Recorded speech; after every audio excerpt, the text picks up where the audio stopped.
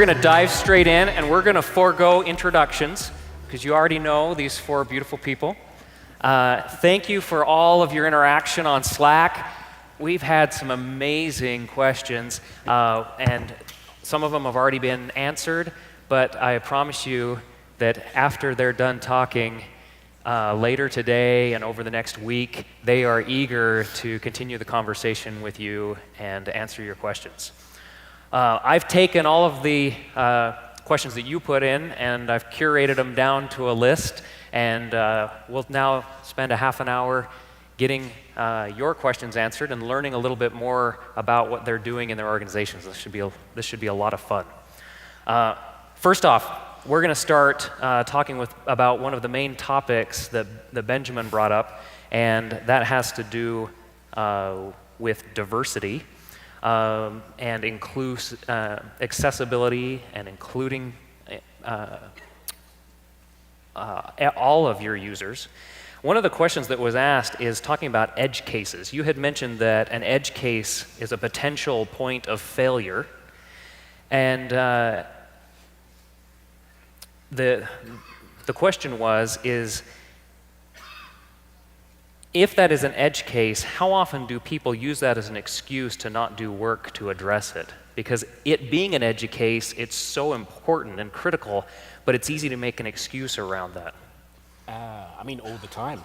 It's, you know, as humans, we try and avoid any kind of cognitive friction that there is. So we pick the easiest path to solving problems more often than not. And, you know, there are kind of two different ways that people often go about this. When it's to do with unconscious bias, it's more a case of people just don't really acknowledge that these edge cases are there because it's not the shortest route for them to get where they want to go. Yeah. And then there are people on the other side who are like, actually, no, we're going to use this to draw a boundary around what we should be doing. And I mean, there are solutions for dealing with kind of either side of that. Normally people who are just looking for a much shorter path and so are almost accidentally ignoring the edge cases. It's really about raising awareness, and it's about building a case so that they feel empowered to really make a decision and own that narrative and build something for that group.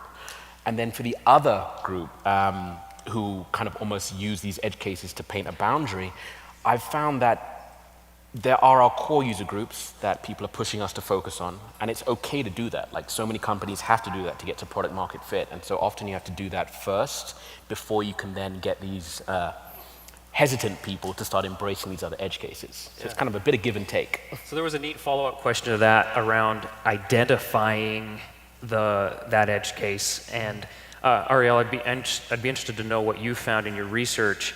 Is it better to have them self-identify, or how do you ask them? You know, do you have, especially when you're talking about a disability or something, what have you experienced?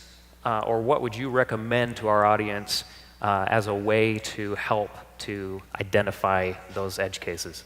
Yeah, so to be totally honest, I haven't done a ton of work around accessibility. There are definitely people in my organization who have a lot more knowledge around the right way to approach those kind of cases. But in terms of making sure that we include the edge groups in our research, I think first of all, so important, right? Like, you look at IDEO, for example, and one of their, that's part of their core ideology as well, is like going to these edges, getting these people in from the edges. But I think it's hard because people don't know what your research is, what you're studying, so it's definitely up to us to identify the spectrum that may exist on a certain project and then recruit for it, right? So I'm like, what's an example of this? There are a million, right? When you're doing education, maybe you would typically only focus on like younger groups, but we could also include elderly people. And I think the thing that's really interesting about edge groups, at least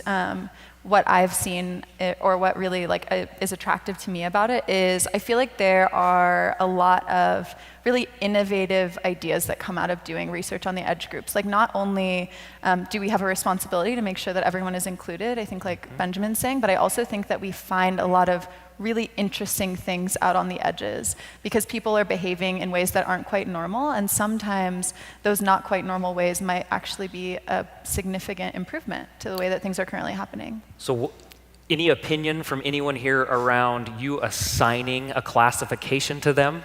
versus them self-identifying? Of like edge or non-edge?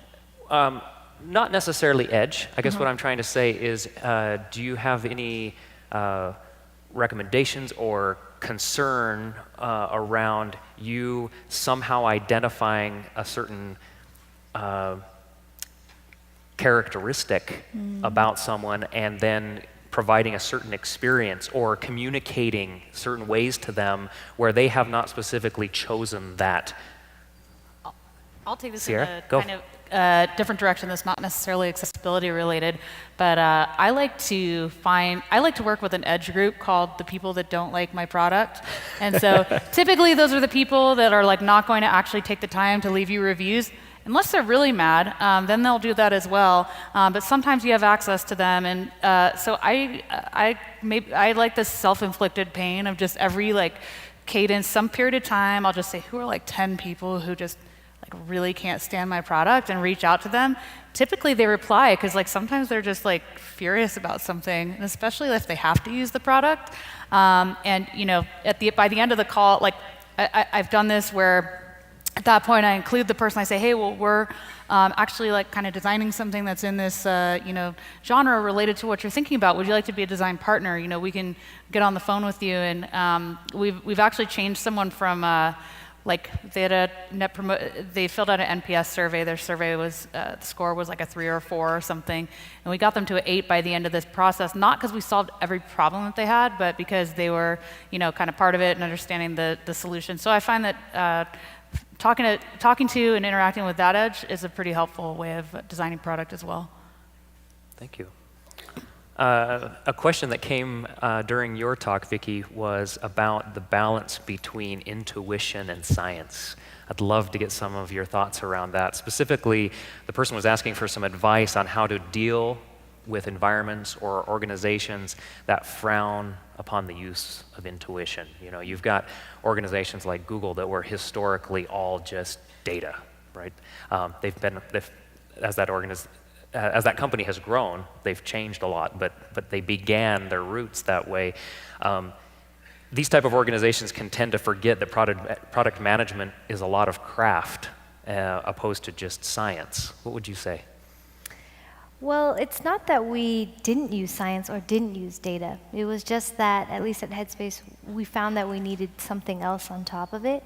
And I think that if you approach it similarly to kind of how I laid it out in the story, where it's like, look, we used everything at our disposal and still the answer wasn't really clear, hopefully they'll kind of come to an understanding of why you're using this kind of unclear, hard to grasp thing. And then if you just kind of explain what intuition is and demystify it, it's a little like meditation, right? You have this idea of what it is, but it's not really that. It's something you can grow and rely on and sort of comes with experience. So, yeah. Do you guys have anything to add? I mean, I'm an advocate for data, but the reason that we all kind of continue in our careers and try different things and go down whatever direction it is we choose. There's a reason that companies hire people with a lot of experience, and so from that point of view, I think there's definitely a level where there are some things that are going to be really obvious to a person who's been working on a problem for 2 or 5 or 10 years that may not be obvious to others. I think data has actually been the most useful for me when working with some of the smartest people, some of the most senior people, CEOs. You have CEOs that will start a company, and typically they're successful for the first X amount of years because they have that product intuition. But at some point, they need to scale up. They become busy. They're not going into Jira or your analytics dashboard or whatever tool it is that you're tracking all this stuff. And so it still kind of continues to be their opinion. And although most of the time they're right, they need to depend on us as product people and design people to provide them, with some alternative answers. So I think data is really great for tiebreakers. It's, not only tiebreakers, but I cheated and looked at one of your questions. I'm actually going to go ahead and answer it.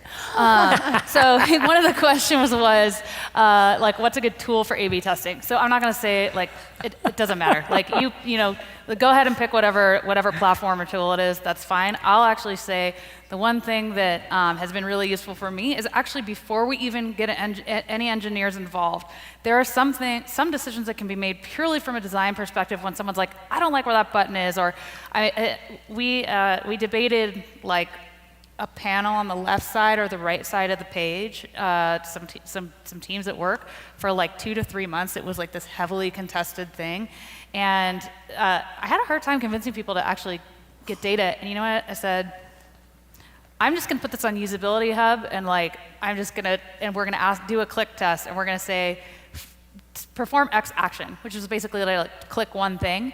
And then we found that on the right side, it took like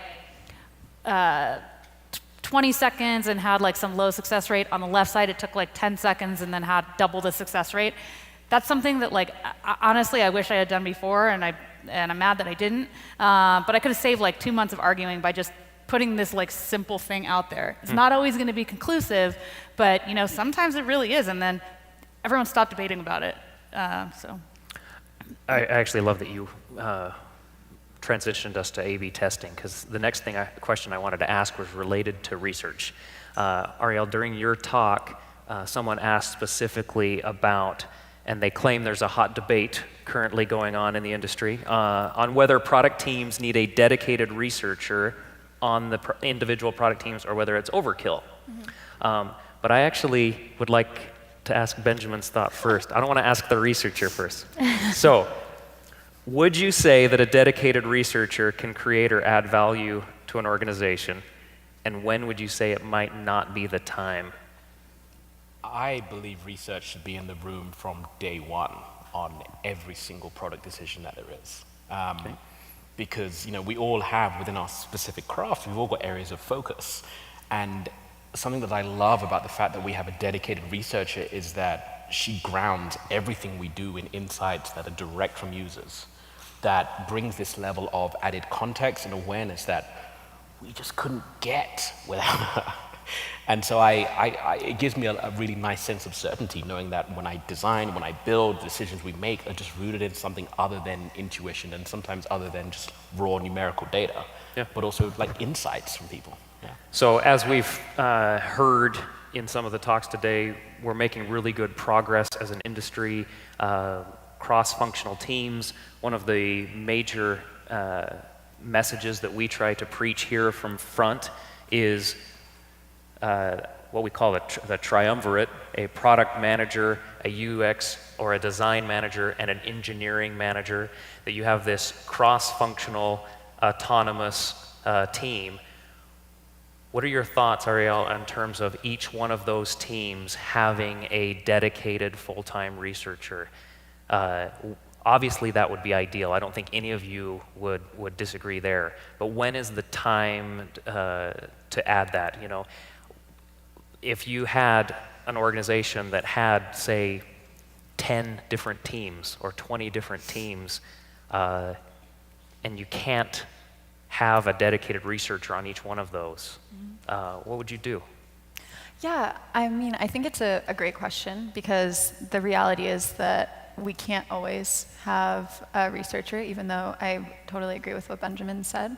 And I would say that, like, the moment where we definitely need to make that investment is when we start hitting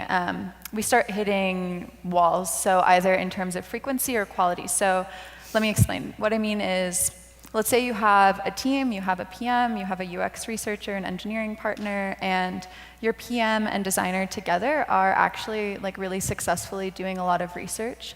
They're getting great usability findings, maybe they're doing some foundational work, and they feel like things are going really well. Okay, well, maybe for now that's all right, but let's imagine that you have another group. And that group wants to do research, but they don't have the time. They have too many projects, so they're running into issues in terms of the frequency that they would like to be hitting with research. Or maybe they're running into quality issues. So that might be something like they just don't have the knowledge about different research methodologies to really effectively be researching those projects.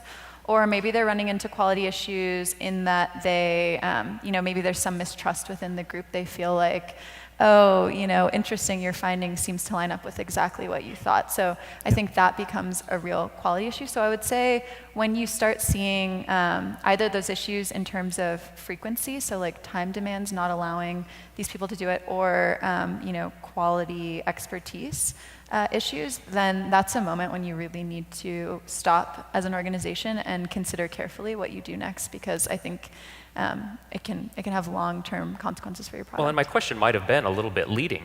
Perhaps the answer isn't what is the right timing for that to scale. Maybe the answer is that it should be that way from day one. Basically, would anyone disagree that you have an incomplete team without a dedicated researcher? I don't disagree with that statement. I think when you're in a small company, like let's say you're a brand new startup and you have like fewer than 20 people, you really just don't have those resources to get someone full time. So you could advocate that, like, having a designer, PM. I mean, there's a lot of debate you could have over how you structure that team. I think the challenge with it is, when I worked at a small startup and was like building out that team, we actually set a goal of doing a certain amount of research activities ourselves. The problem is, yes, like if you haven't gone through the formal research training or you don't have a lot of experience there, that's not your key area, probably likely to build bias tests, whether you want to be doing that or not, and kind of going for, you'll end up with the result that you're looking for. So I think just quality is an issue at that point. So there is something about scale, because at some point it's like, you got to have, maybe you got to have a sales guy that goes out there and you're debating, should I do user research, which is something someone could kind of do? Sure. Or, I think that the points that you made were very legitimate. So I love something that you had, or I'm interested in something you had said there about the structure of the team and maybe it being controversial. I'd love to get the panel's opinion on this, because I would have thought that the structure of the team was probably pretty universally accepted now. I wouldn't say that it is completely worked out. I'd say that that all of the companies out there are still trying to figure out the right balance and process. But I would be curious, do you feel like that there are any people out there that feel like maybe that balance or that trend is not right? Let's talk a little bit about the relationship between a product manager and a user experience designer, especially someone who has transitioned from design to product management. There was also someone in the audience who had asked Ben specifically, saying, hey, I'm a design lead myself. I'm struggling trying to find the right relationship between me and my product manager. Are we equal? Are we peers? Who wears the pants? Who gets to decide what color the pants are? Do we wear suspenders? Anyway, Vicki, let's have you start. Tell us about your relationship with your designer the designer product manager relationship. Yeah, this is a very important thing for designers, more so than PMs, I feel like. I think a lot of times in companies, they tend to be product-driven, data-driven, and that's kind of like why I was talking about what I was talking, because it's easy to start with data, and usually the PM is in the meetings, like at the table or whatever you want, and it feels more infrequent that PMs and designers are kind of at the same level where they're making decisions about the product and things like that. So I've worked with a number of PMs before Headspace. I was at Lyft. And I feel like the ones that I've worked the best with, and that's the one that I have now, too. He's from Salt Lake. His name is Gary, like the snail. The snail from SpongeBob.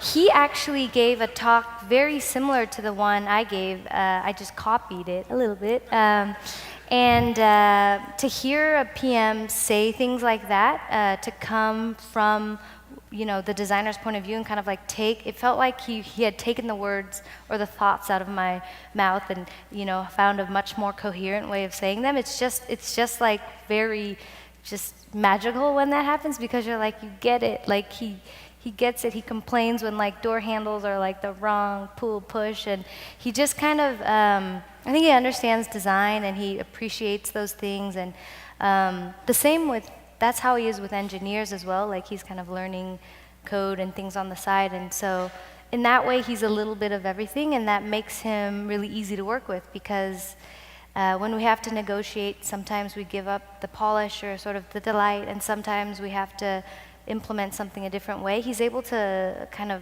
join everyone's point of view so that we don't butt heads so much. And so, does that answer your question? Yeah. That's like the ideal PM to me. Yep. Hi, Gary. Benjamin? Sure. I mean, I used to butt heads a lot with PMs. And it took, like right now I actually have a fantastic PM, name is Rusha. And what it actually kind of like boiled down to is just very different ways of working, in the sense that I'm very much a let's plan out, like let's look ahead 1, 3, 5 years into the future, figure out where we want to get to, then start like reverse engineering it back to what we're going to do today and tomorrow and the week after. Whereas a lot of PMs that I've worked with almost do the opposite. We need to keep the roadmap filled today, tomorrow, the next week, and so they want to build it from the ground up. Yeah. And so there's just this tension that happens where it's like, I'm saying, no, I can't design anything till I have a vision, a larger direction. They're like, well, no, we have to keep the rest of the team going. We can't spin our wheels figuring this out. And so it took a while for me to actually get my head around the idea that what was undercutting both of us was just a lack of understanding about the roles. Really about the nuance of each specific thing. I didn't know enough about the value that product management brings, and product managers I've worked with in the past didn't know enough about the nuance and the value that design brings. And so because of that, coupled with a different workflow, there was just a lot of butting heads, even though you're trying to do the same thing. Can you think of some specific things that you and your product manager did to come to that clarity, or was it just spending time with each other? We argued. Argued. Yeah. No, we actually did. Like That's good. not like yelling at each other, Sure. but just kind of like not a productive kind of creative tension. Do you feel like there's a certain amount of time that is a minimum needed to develop that relationship?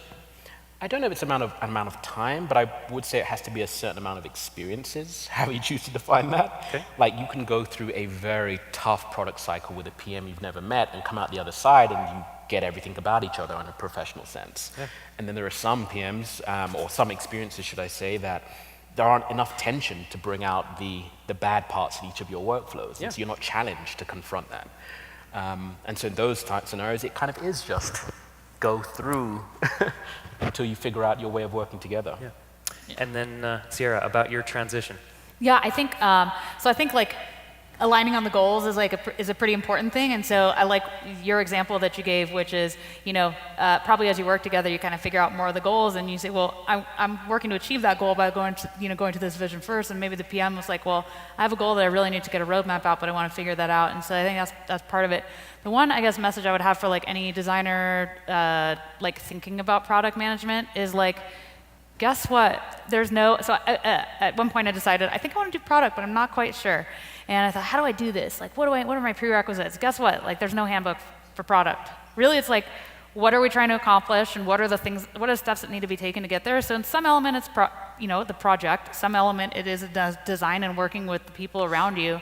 So as far as the transition goes, I think it's more about like finding the right opportunity. Like the way that I moved into product was, I started working on general design, and then I worked on a very specific industry design at a large company, and then a startup that was just starting out, approached me, and I thought, well, okay, this is cool because I actually have the most industry expertise. So even though I had never done the PM stuff before, I'd worked with PMs and I had the industry expertise, so I just figured it out, like as I was going, and like through the sort of like product networks and meeting other product people, it's really the same thing. There's not that, like every product job and even every design job is different depending on the company and problem that you're trying to solve. So that was really the experience, is like, just do it. And it's fascinating how like it changes, so much depending on the team that you're on and the problem that you're solving and the organization that you're in, and you kind of have to continually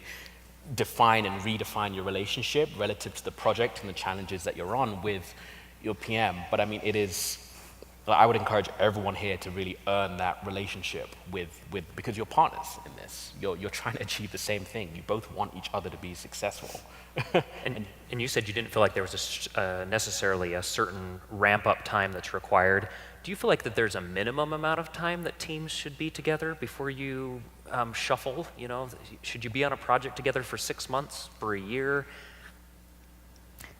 I feel like that's so hard. So something that's interesting working at LinkedIn is we're really into like getting to know each other. So, and by that I mean in kind of structured ways. So like for example, my team took this test called 5 Dynamics.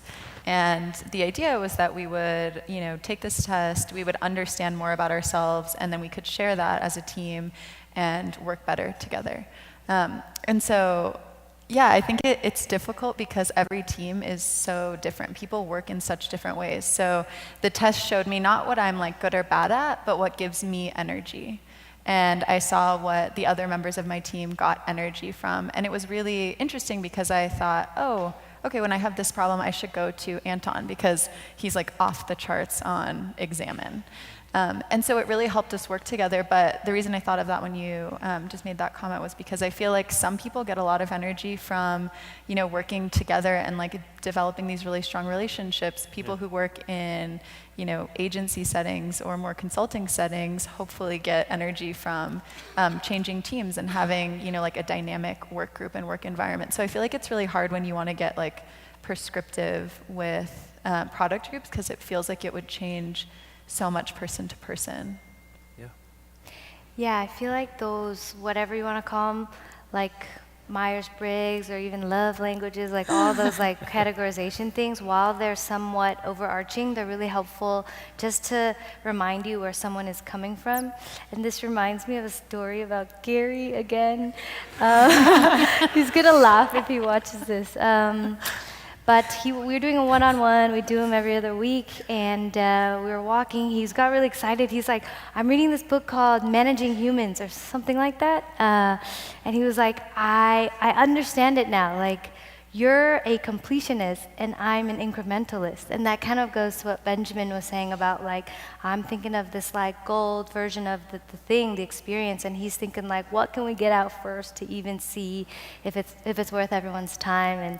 And the fact that he was, like, reading those books or wanting to share that knowledge and kind of applying it back is just really helpful. It's what makes him a good collaborator and kind of, like, his like want to understand where everyone is coming from is just so important for the PM role. Do all of your companies function under the arranged marriage type of approach? Meaning, do you have self-forming teams? Do you get to choose your product management pair? Do you get to put together your cross-functional team? Or does leadership just come in and say, Benjamin, you're paired up with so-and-so. Have at it. You guys are now basically going to spend a third of every day for the next year together. You better get along. Yes. No, it's actually both. I mean, all the product teams within Airbnb work as cross-functional groups. So we do have, you know, a team will have an engineer, a data scientist, researcher, designer. Yeah. And people gravitate towards specific problems when they join the company, and that will form the team that they join. But then over time, you know, people will be switched out sometimes. And so it very much is a mix. It just depends on where people's interests are, where they feel that their career path wants to take them, and what best serves the larger narrative and the larger good. Yeah. Okay. I would say for us it's both as well. Our research program is actually pretty interesting at LinkedIn because it's rotational. So I can stay on my team for a year, or if I really am enjoying the work, I could stay for 5 years or something on that particular team. And so when I started at the company, I had a choice of which area I wanted to work in, and then I also, at the beginning of every quarter, they allow us to, you know, kind of work with your manager to choose projects. So I would say it's a bit of both. Excellent. Thank you very much for sharing your time with us today and for all of your thoughts. Let's give a big round of applause to... Thank you.